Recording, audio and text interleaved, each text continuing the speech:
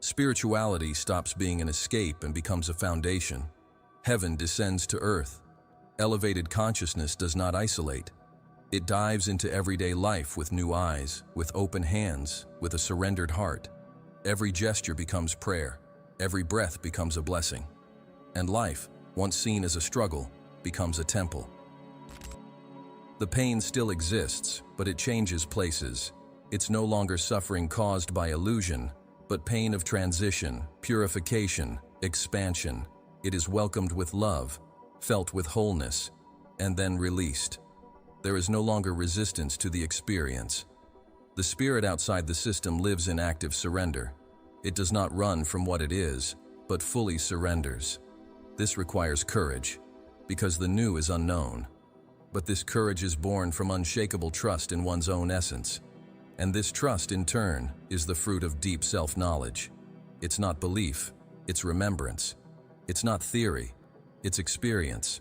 The being now knows with all its being that it is eternal. And this knowledge is the solid ground beneath its feet. Creation becomes a natural calling. The free spirit feels the need to manifest something, not to prove, but to contribute. It creates projects, ideas, meetings, spaces, works, words. Everything it does emanates a new frequency.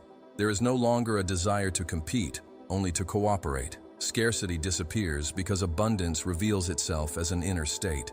Time reorganizes itself in service of the mission.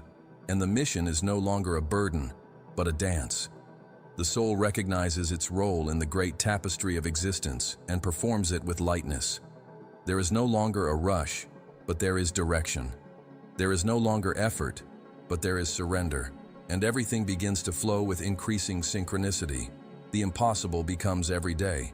Miracles become normal. The spirit outside of the system also understands death differently. It ceases to be an end and becomes a passage. Loss stops being a tragedy and turns into transformation. There is no longer fear of the end, because the end is seen as part of the cycle. This awareness radically changes the way of living. When one knows that nothing truly dies, one lives with more freedom, more intensity, more authenticity. Attachments disappear. Dramas lose their power.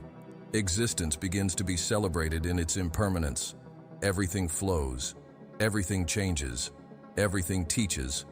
And the being learns to navigate this dance with deep gratitude.